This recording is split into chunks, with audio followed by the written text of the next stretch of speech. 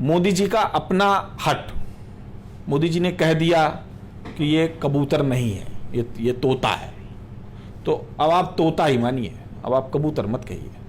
अब जैसे योगी जी ने कह दिया कि नहीं हमको तो जो है ये तोता जैसा नजर आता है, तो बोले हटो कुर्सी से, हम दूसरा भेज देंगे। सभी सरकारें किसान हितों की बात करती हैं, लेकिन अधिकांश बातें भाषणों के दायरे से बाहर नहीं निकल पाती। दिक्कत कहाँ है? क्या सरकारों की नीयत नहीं है, या नीयत है लेकिन नीतियाँ इम्प्लीमेंट नहीं हो पा रही? देखिए, बेसिक है किसान के पास एक कीमती चीज जिसको कहते हैं जमीन।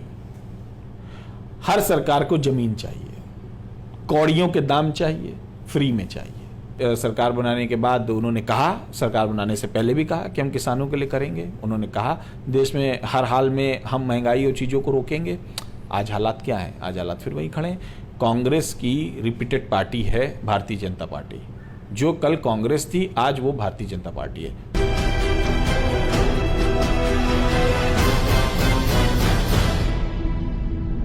नमस्कार, सुदीप्त नाम है मेरा और आप देख रहे हैं द लोकतंत्र। किसानों के मुद्दों पर जो गतिरोध चल रहा है सरकार और किसानों के बीच, वो थमने का नाम नहीं ले रहा है। सरकार बात नहीं कर रही है, किसान अपनी मांगों पे अड़े हुए हैं। वहीं उत्तर प्रदेश में राष्ट्रीय किसान मंच सभी 403 सीटों पर चुनाव लड़ने के लिए ऐलान कर चुका है। इसी संदर्भ में हमारे साथ राष्ट्रीय किसान मंच के राष्ट्रीय अध्यक्ष शेखर दीक्षित जी मौजूद हैं। चलिए हम उन्हीं से समझते हैं कि किन मुद्दों को लेकर वो चुनाव लड़ेंगे, कितनी सीटें रहेंगी, क्या कुछ फार्मूला उन्होंने तय किया है। बहुत बहुत स्वागत है सर आपका। जी नमस्कार। हम लोग 403 सीटों पर उत्तर प्रदेश के पूर्ण चुनाव लड़ना चाहते हैं, और ऐसा इसलिए भी सोचा गया कि आप देख रहे हैं कि पिछले 7 महीने से अधिक हो जाने पर भी किसानों की बात सरकार मानने को तैयार नहीं है। किसान बिल में जो त्रुटियां हैं उनको भी सरकार दूर करने को तैयार नहीं है। वो सिर्फ भाषण की तरह उसको प्रयोग कर रही है, और उसके जो भी नुमाइंदे आगे आते हैं या कृषि मंत्री तोमर जी आगे आते हैं, वो सिर्फ बातें करते हैं, काम कोई भी नहीं करते हैं। ये तो एक बिंदु है। अब आप पहले जाइए तो आप ये देखेंगे कि स्वामीनाथन कमेटी रिपोर्ट जब आई तो भारतीय जनता पार्टी ने बड़ा बढ़ चढ़ के कहा था कि इसको लागू होना चाहिए। उसके बाद जब बहुत जगह भूमि अधिग्रहण को लेकर समस्याएं हुई, तब भारतीय जनता पार्टी ने लगातार इसको लेके कहा कि स्वामीनाथन कमेटी की रिपोर्ट जो है वो लगनी चाहिए, लागू होनी चाहिए। किसानों को समस्या है, किसानों को उनका फसल का सही मूल्य नहीं मिलता है। लेकिन जब सत्ता में आई तो क्या किया? ये सेकंड टाइम मोदी जी प्रधानमंत्री हैं। ऐसा नहीं है कि अभी अभी आए हैं और अभी अभी हमने कोई मांग रख दी है या हम बात कर रहे हैं। हमने पूरा 5 साल उनको देखा कि वो करेंगे, हो सकता है करेंगे, हो सकता है करेंगे। 5 साल में उन्होंने किसानों के लिए ऐसा कुछ नहीं किया जो ज़मीनी और तौर पे उनको मजबूत करता। उनको सम्मान निधि दे देना, उनको सब्सिडी बंद कर देना, या उनको कर्जा माफ़ कर देना, ये किसी समस्या का समाधान नहीं है। ये बात बिल्कुल मैं मतलब जिम्मेदारी से कह रहा हूँ कि ये किसी समस्या का समाधान नहीं है। किसान की समस्या का समाधान है उसकी फसल का उसको सही मूल्य मिले। मजदूर की समस्या का समाधान है कि उसकी मेहनत का उसको सही मेहनताना मिले। ये समाधान नहीं है कि आप 10 साल में एक बार उसको किसी चीज़ की छूट दे देंगे या उसके कार का या बिजली का लोन माफ़ कर देंगे। ये उससे उसके परिवार का कोई फ़र्क नहीं पड़ने वाला है।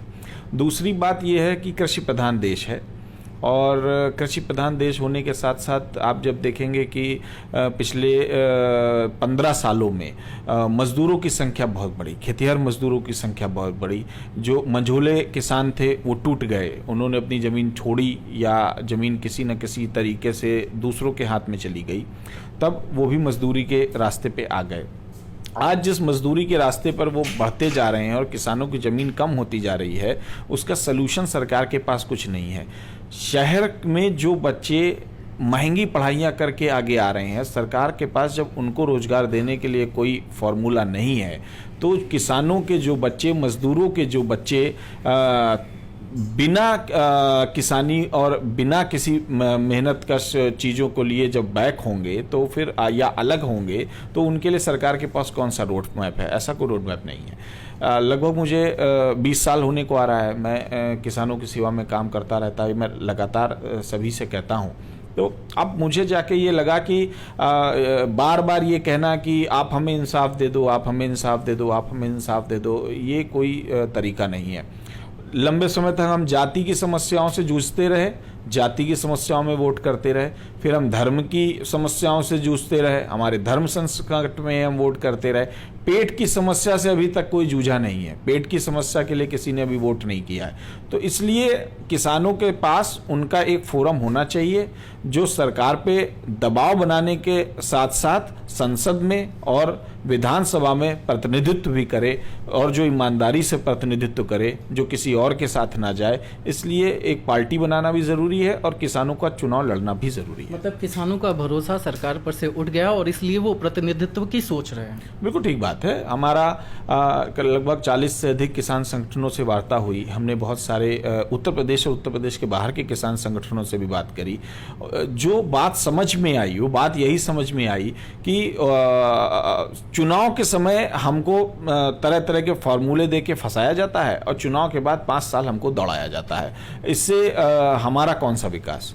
किसान जल्दी बूढ़ा हो रहा है, जल्दी मर रहा है और उसके हालात ख़राब हैं, क्योंकि दाम नहीं मिलने से ना वो अपने बच्चों को अच्छी परवरिश दे सकता है, ना वो अपनी अच्छा कोई जीवन यापन कर सकता है, ना उसके बच्चे पढ़ने के बाद कोई रोजगार ही पा सकते हैं, क्योंकि सरकार के पास तो रोजगार भी नहीं है। अगर ऐसा कहें कि कल को किसान का बच्चा बहुत पढ़ लिख गया और उसको आप रोजगार दे दीजिए, तो आप क्या रोजगार दे दोगे? आपके पास देने को तो कुछ है नहीं। आप उसको लास्ट में यही कहोगे कि आप किसी प्राइवेट कंपनी में जाके नौकरी कर लो।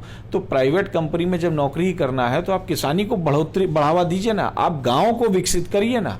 आप क्योटो की बात करते हैं, आप जापान की बात करते हैं, आप जापान की किसानी क्यों नहीं सीखते हैं? आप जापान के गांव के बारे में क्यों नहीं सीखते हैं? आप ये क्यों नहीं सीखते हैं कि जापान ने किसानी में, कृषि में कितनी तरक्की की, आज वहां का गांव कितना समृद्ध है? इस चीज को आप क्यों नहीं देखते हैं?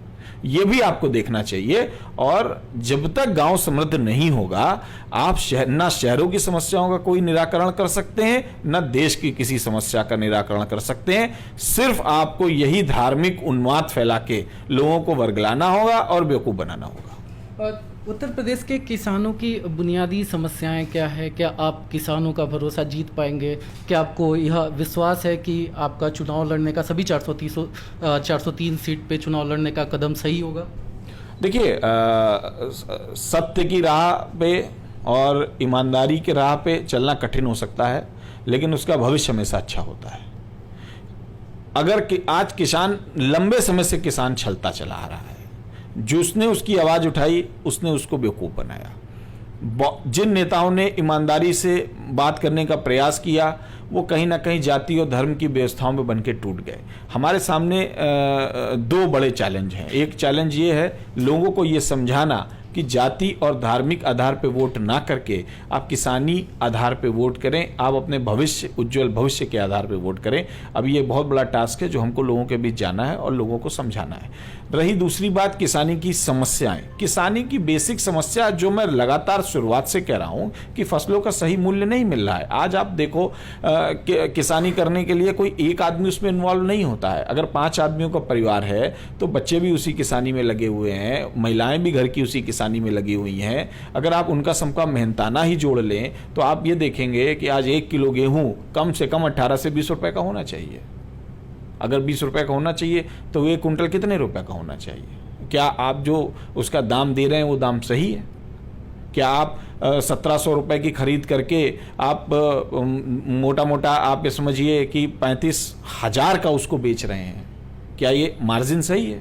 आप 1 रुपए का टमाटर खरीद के बाजार में 20 रुपए का टमाटर बिक रहा है। क्या ये सरकार को दिख नहीं रहा है? क्या मंडी व्यवस्था है, बिचौलिया व्यवस्था इस पे हावी होती नहीं दिख रही है? सरकार के पास इसका कोई उपाय नहीं है क्या? नाबार्ड काम कर रहा है, नाबार्ड फूड प्रोसेसिंग के लिए FPO बनाता जा रहा है।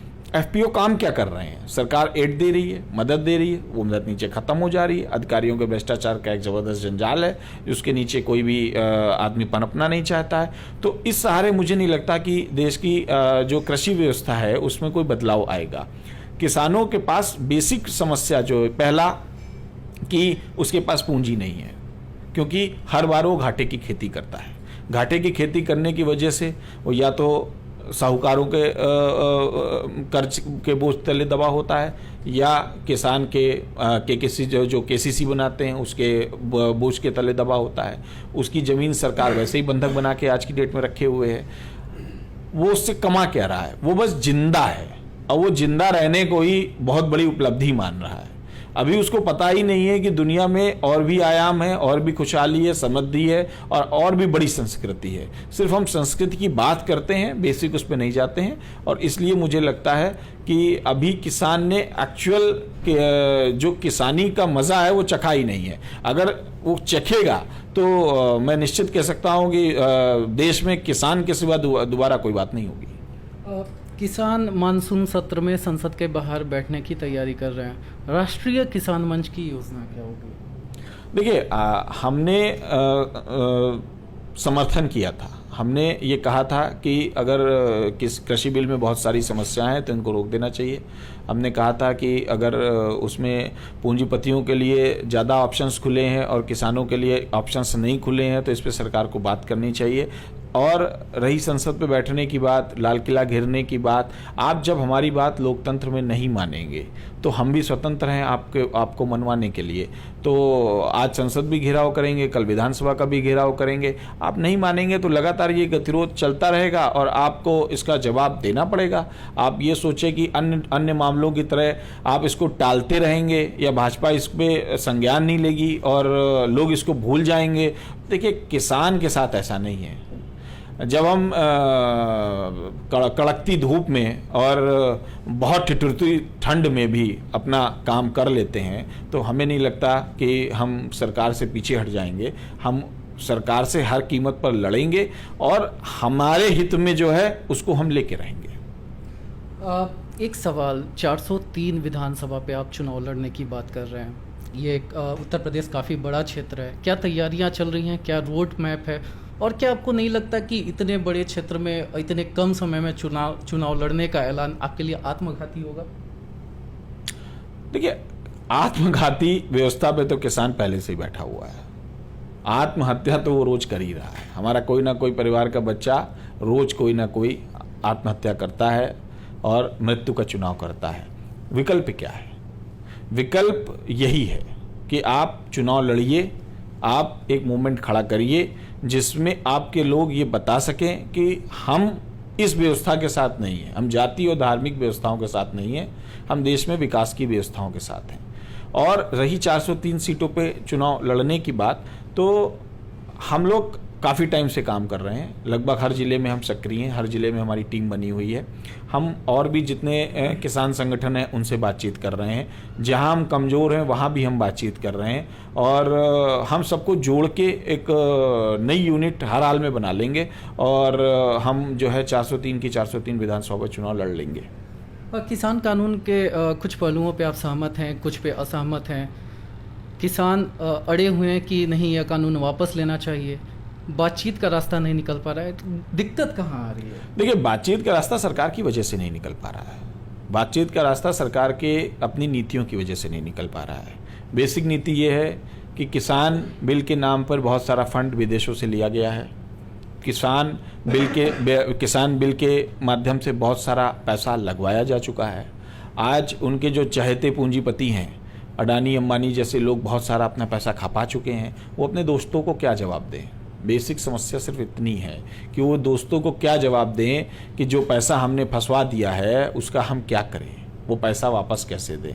अब उनके पास तो कोई कैलकुलेशन है नहीं पैसा वापस देने की। अब इतने बड़े बड़े भारतीय जनता पार्टी कार्यालय बनवा रही है, इतने बड़े बड़े महल खड़े कर रही है, इतनी संपत्तियां खड़ी कर रही है, कहीं से तो पैसा आ रहा होगा ना।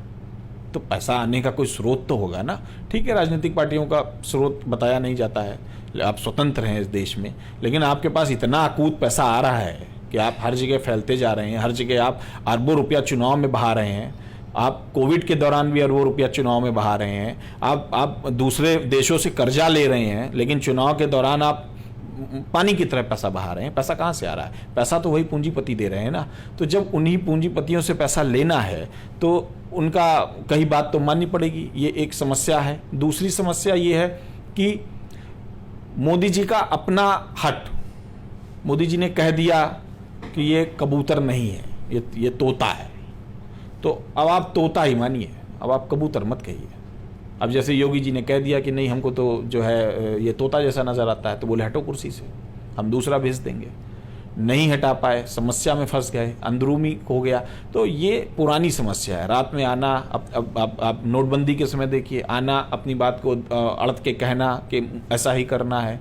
आप किसी भी मुद्दे पे आप समझ लीजिए, उनको लगता है कि जो वो कर रहे हैं वो देशहित है और जो वो बोल रहे हैं वही सही है, जबकि लोकतंत्र में सभी को साथ लेके चलना चाहिए, सभी की बात सुननी चाहिए। उन्होंने किसी से मीटिंग नहीं करी, उन्होंने अपने सांसदों से मीटिंग नहीं करी, अपने लोगों से मीटिंग नहीं करी, विपक्ष की तो बात ही आप छोड़ दीजिए, और उन्होंने सीधे लाके बिल सामने रख दिया, बोला अब ये मैंने बिल बनाया और अब आपको इसको पास करना है। तो ये तरीका लोकतांत्रिक नहीं है, इसीलिए इनको भी दिक्कत है और किसान भी इसमें सहमत नहीं है पूरी तरीके से। सभी सरकारें किसान हितों की बात करती हैं, लेकिन अधिकांश बातें भाषणों के दायरे से बाहर नहीं निकल पाती। दिक्कत कहाँ है? क्या सरकारों की नीयत नहीं है, या नीयत है लेकिन नीतियाँ इम्प्लीमेंट नहीं हो पा रही? देखिए, बेसिक है, किसान के पास एक कीमती चीज जिसको कहते हैं जमीन। हर सरकार को जमीन चाहिए, कौड़ियों के दाम चाहिए, फ्री में चाहिए, उसका लैंड यूज चेंज करके उसको अरबों में बेचना है। सभी के साथ ऐसा ही है, इससे पहले जितनी आई सभी ने यही किया। उस जमीन को लेने के चक्कर में ये पूंजीपतियों से अपने हाथ मिलाते हैं, फिर किसानों को धोखा देते हैं, चुनाव के दौरान किए गए वादे भूल जाते हैं, और चूंकि लास्ट में फिर वही बात है कि आप लोकतंत्र है, 5 साल के लिए आ गए हैं, अब आप फिर इंतजार करिए। किसान इंतजार में बैठ जाता है। हमने कांग्रेस पे किसान ने भरोसा किया, कांग्रेस क्या बदलाव कर पाई? ऐसा कोई महत्वपूर्ण बदलाव नहीं कर पाई। हम बात करें तो चौधरी चरण सिंह भी आए, ऐसा क्या बदलाव हो गया? ऐसा कौन सा बदलाव हो गया कि पश्चिमांचल के या हरियाणा के कुछ जगहों को छोड़ दें जिन्होंने विदेशों से व्यापार करना सीख लिया? इसके अलावा कौन सा नया बदलाव हो गया? आज भी पूरा देश बुरी तरह से प्रभावित है। उड़ीसा का किसान हो, पश्चिम बंगाल का किसान हो, बिहार का किसान हो, उत्तर प्रदेश का मैक्सिमम किसान हो, कौन सा किसान सक्षम है? वो दे पाए दे गिरता गया। आप लोकल में समाजवादी पार्टी आई, जब आई तब उसका बोलने का रुख दूसरा था, उसने किसानों के लिए कुछ ऐसा बेसिक नहीं किया जिससे वो खड़े हो पाते। बहुजन समाजवादी पार्टी आई, उसने भी नहीं किया। कारण उनका वोट बैंक है मुस्लिम, यादव, क्षत्रिय, उनका वोट बैंक है दलित, ब्राह्मण, एक्सेट्रा या मुस्लिम। अब भाजपा का वोट बैंक है यूनाइटेड हिंदू। तो इसमें ना किसान है, इसमें ना मजदूर है। यही बात हम समझाना चाहते हैं देश के सभी किसान भाइयों को, सभी मजदूर भाइयों को, कि आप ये बात समझिए, ओवरऑल आप किसान हैं, ओवरऑल आप मजदूर हैं, आप जातिवाद है, पेट पहले है, अपने बच्चे पहले हैं, और ये लोग इस चीज का षड्यंत्र करके, छिपा के बात करके आपका सब कुछ बेच के नीलाम कर देंगे और आपको वहीं लाके खड़ा कर देंगे जो आज़ादी के 100 साल पहले आपकी स्थिति थी। तो इसलिए मैं कह रहा हूं कि लड़ने की जरूरत है, आवश्यकता है। इनमें से किसी ने कुछ नहीं किया और अभी भी कोई कुछ कहने को राजी नहीं है। कमाल की बात यह है, आप किसी से भी स्टेटमेंट ले लीजिए, वो ये कहेगा हाँ हम सब कर देंगे। अब आप उससे ये पूछिए कि पिछली बार सरकार में थे तो आपने क्यों नहीं किया, तो ये इसका आपको जवाब नहीं दे पाएगा। तो इसलिए जरूरत है किसान को, मजदूर को यूनाइट होकर अलग से अपने लिए लड़ने की, अपनी बात कहने की, तब जाकर शायद इनको समझ में आएगा।